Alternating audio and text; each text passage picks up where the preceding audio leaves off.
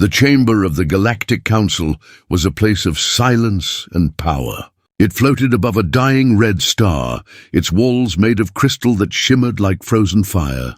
Dozens of alien leaders sat in a circle, their bodies so different, yet their voices rising in the same tone of arrogance. They spoke of war, they spoke of conquest, and they spoke of humanity. At the center of the chamber, the elders stood. They were the oldest species of the galaxy, thin and frail in body, but heavy with memory. Their eyes carried the weight of centuries, and their words were slow, chosen carefully, almost like carved stone. One elder raised his hand. His voice shook as it spread across the chamber. "Do not provoke the humans. Do not test them. We warn you now. Leave them in peace." The sound echoed through the hall. For a moment the chamber was still. But then, laughter filled the air. Cruel, sharp laughter that belonged to the powerful empires who thought themselves untouchable. A towering warlord of the Threx dominion slammed his armored fist on the table. His scales shimmered gold in the dim light, his voice a roar of contempt. "Humans, weak creatures. Divided, short-lived, fragile. They cannot even survive their own planet without killing each other. Why should the galaxy fear them?" Others nodded. The voices of agreement grew louder. The Kalari swarm hissed with amusement. The Drathlords clicked their mandibles in mocking rhythm. To them, Earth was nothing more than a small, primitive rock at the edge of the spiral arm. A planet filled with loud animals pretending to be soldiers. The elder did not move. His hands folded, his eyes unblinking. "You laugh now," he whispered, "but you do not understand what waits beneath their skin. You do not see the fire in their history. You do not hear the silence of the dead they have buried." But the words meant nothing. They were dismissed as old fears, old myths. The chamber broke into debate. Plans were made, fleets were promised. Humanity would be tested, and the aliens believed the test would be short. Still, the warnings spread beyond the chamber. In the shadows of the council halls, whispers ran like water. Whispers of human wars that had nearly burned their planet to ash. Whispers of weapons so terrible that even the ground still remembered. Whispers of battles fought not for survival alone, but for pride, for rage, for something no other species could truly understand. One alien observer, a small scholar from the Drell race, spoke quietly to his master. "They are not like us. They do not fight only when they must. They fight when they are told they cannot. They fight when they are broken, and they rise again." His master silenced him with a gesture. The scholar's words were drowned in the roar of the council's decision. The fleets would march. Humanity would kneel. The warnings were nothing but the noise of cowards, and so the first orders were given. The skies above alien worlds filled with the light of engines. Massive warships, carrying the banners of proud empires, turned their bows toward a small blue planet they considered nothing more than prey. Soldiers cheered, their voices cold, their eyes hungry for glory. To them, it would be a war of hours, maybe days. The humans would break. The humans would surrender. But as the fleets moved through the dark, a silence followed them. It was the silence of the elders who no longer spoke. The silence of ancient knowledge ignored. One elder, sitting alone after the council was dismissed, placed his fragile hand against the crystal wall. He looked out at the stars, his face pale with fear. "They do not know," he whispered to the empty chamber. "They do not know what they have called upon themselves." He remembered stories written in blood, stories buried but never forgotten. He remembered how humans had turned fire into weapons, how they had turned their own planet into a battlefield again and again. He remembered that humans had no single empire, no single ruler.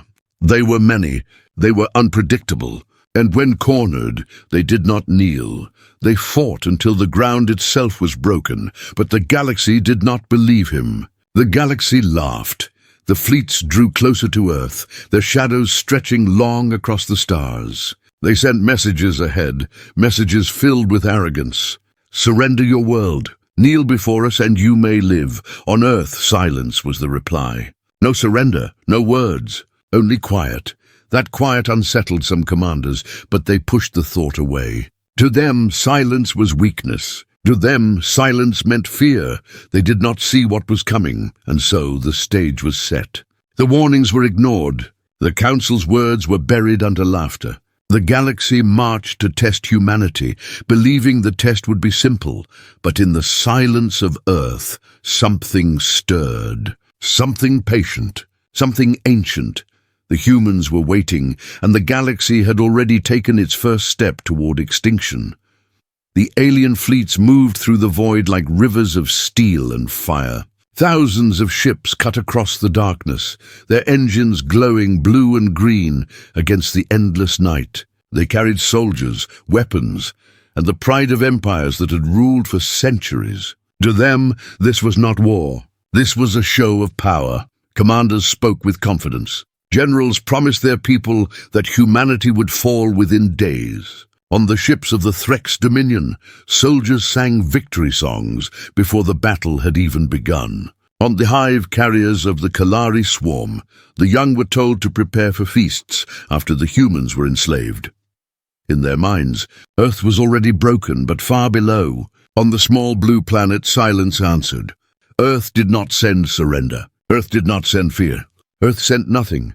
The first messages from the alien fleets were sharp and cruel. Humans of Earth, you will surrender your planet. You will give us your weapons, your industries, your loyalty. Refuse, and we will burn your world until the oceans boil.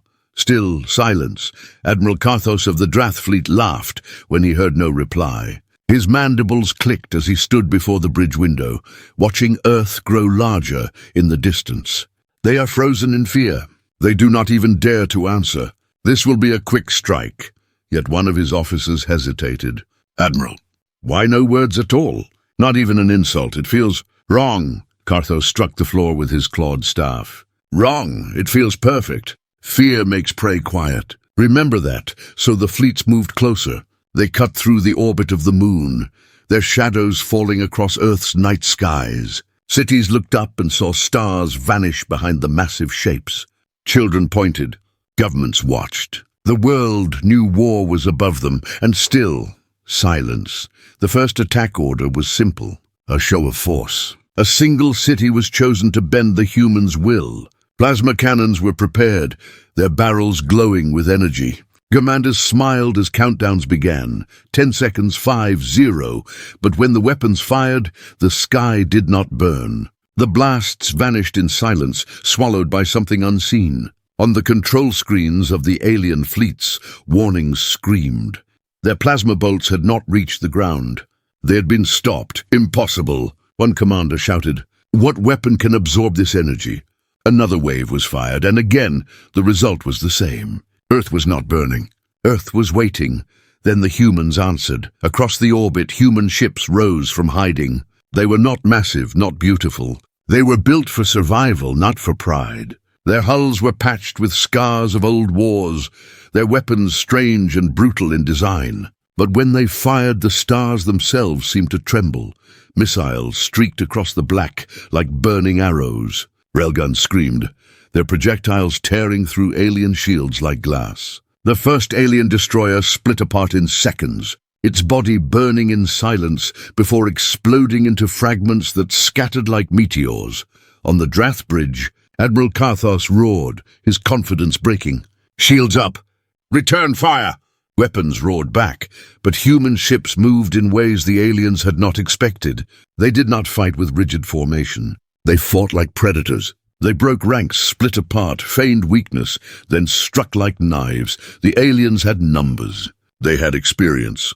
They had technology built over centuries. But the humans fought with something else. They fought with desperation, with fury. With history behind every trigger, one alien commander cried out in disbelief as his fleet began to fall apart. They fight like they have done this 1,000 times before, like they were born for it. And perhaps they were. For thousands of years, humans had fought wars that tore their own world apart. They had learned to kill in forests, deserts, oceans, skies, even beyond their own planet. Where others fought with order, humans fought with chaos. Where others fought for empire, humans fought for survival, and survival made them unstoppable. By the end of the first hour, alien fleets that had expected to burn Earth stood broken and bleeding. Ships drifted in ruins, engines dead, their crews staring in shock at the planet below. The arrogance was gone. The laughter was gone. What remained was fear, fear of silence, fear of what Earth had hidden. And yet, deep in the Council's halls, far from the battlefield, some still refused to believe the truth. Reports were dismissed as lies, as tricks. They told themselves it was only luck, only a single battle lost. They told themselves humanity could not truly stand against them, but above Earth, in the dark, the wreckage of proud fleets told a different story. The first contact had turned to fire, and it was only the beginning. The wreckage of the first battle still floated above Earth, burning silently in the cold dark. Alien fleets that had once believed themselves invincible now scattered like prey, retreating into shadow. But while their commanders argued, while their rulers demanded explanations, humanity was already moving. The humans did not celebrate. They did not pause. They prepared. On Earth, factories roared with new life. Weapons were forged at a speed the aliens could not imagine. Soldiers gathered in underground bases, their eyes hard, their voices calm. They had been waiting for this day. And when it came, they did not hesitate. The aliens who had survived the first clash struggled to understand. Their reports spoke of strange tactics, weapons that should not exist, and fleets that appeared from nowhere. Many refused to believe what they had seen. They told themselves it was luck, or perhaps stolen technology. But one scholar, hidden in the archives of the Council, knew better. He had studied humanity for years, dismissed as a fool by his own kind. He whispered to his students as he unrolled old records taken from human broadcasts and histories. "Do you see? They were always ready. War is not a new thing for them. It is written into their bones." He showed them the scars of Earth's past, wars that had lasted for decades, conflicts that had destroyed millions, yet never broken their spirit, weapons of fire, of gas, of storms made by human hands, entire cities leveled, rebuilt and leveled again, and still the humans survived. The students stared at the images. But why? Why would any species do this to themselves? The scholar's eyes darkened. Because they are not like us? Where we avoid destruction, they endure it. Where we fear death, they face it. Pain does not stop them. It shapes them. Far across the stars, alien generals argued in their war rooms. Some called for larger fleets, others for stronger weapons. They believed humanity could be crushed if the attack was big enough. They believed humans would finally kneel if their skies rained fire. But among the survivors of the first battle, a different fear spread. Soldiers who had looked into human eyes during the clash whispered to their comrades. They told stories of human pilots who laughed in the face of death, of human ships that rammed into cruisers rather than surrender, of humans who fought even when their weapons were gone, using only broken metal and rage. "They are not soldiers," one alien whispered in horror. "They are something else, something that does not stop." And still, Earth remained silent to the galaxy. No messages of surrender, no boasts of victory, only silence and preparation. Then came the human counterstrike. A fleet rose from Earth's orbit, smaller than the alien armadas, but faster, sharper, alive with purpose. Their ships did not shine with gold or banners. They were simple, brutal, and ready to kill.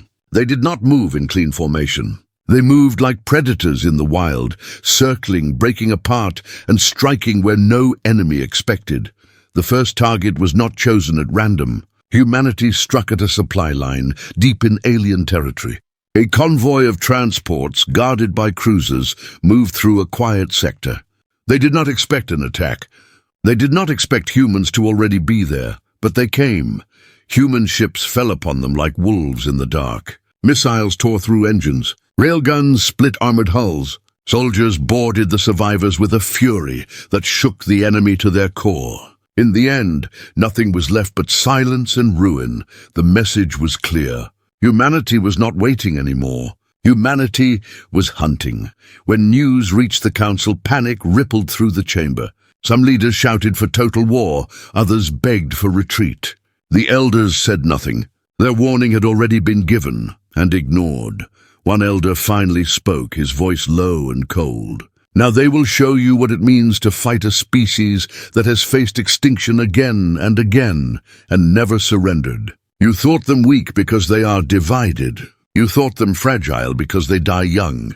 But it is their very weakness that makes them strong. Where we break, they endure. Where we fear, they rise. You will see. You will all see." And so the galaxy watched as humanity revealed its hidden strength. They were not the weakest species. They were the most dangerous, because in every human heart, behind every scar, behind every broken history, there burned the same truth. Humans do not stop. The galaxy had once believed itself untouchable.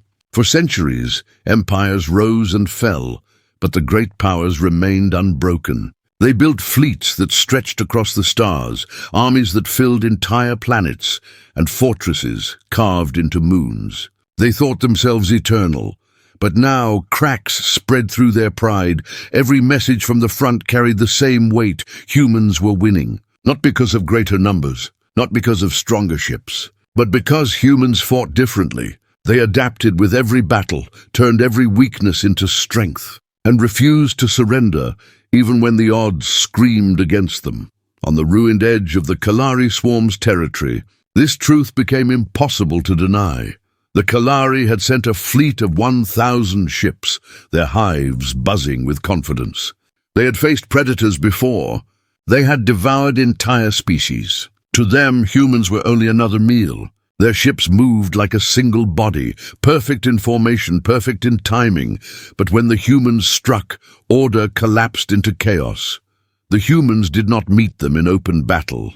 They attacked from the shadows of dead planets, from behind asteroid fields, from the very wrecks of old ships left floating in space. Missiles fell where no one expected. Railguns ripped through shields at angles thought impossible. The Kalari commander screamed for order, but his fleet shattered like glass. Ships collided with each other as they tried to flee the sudden strikes. Fighters vanished in clouds of fire, and when the battle ended, it was not the humans who ran. It was the swarm. The arrogance of the Kalari, a species that had fed on worlds, was broken in a single night, but they were not alone. In the core systems of the Threx Dominion, panic spread like fire. The proud, golden-scaled warriors who had laughed at the warnings now begged for reinforcements. Their fleets were larger than humanity's, their weapons older and sharper, yet none of it mattered. Humanity fought with unpredictability. Where the Threx formed walls, the humans slipped through cracks. Where the Threx brought heavy fire, the humans struck at supply lines and retreated before they could be caught. Entire worlds of the Dominion starved because their fleets could not protect the food convoys. The once mighty Dominion began to eat itself from within, its strength rotting under the pressure of human strikes, and still, the humans did not stop.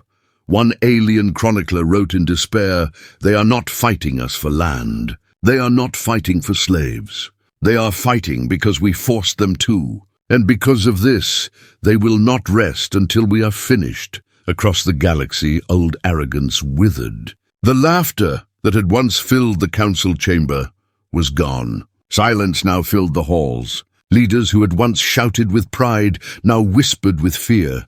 The elders remained quiet, their faces grim, their eyes full of sorrow. They had seen this before in history's shadows. They had warned the galaxy, and the galaxy had ignored them. Now the galaxy would learn in blood, but even as fear grew, there were still those who clung to pride. The Drath Lords, with their armored ships and armies bred for war, swore they would crush the humans. They gathered the largest fleet yet, 10,000 ships, more than any species had ever used in a single battle.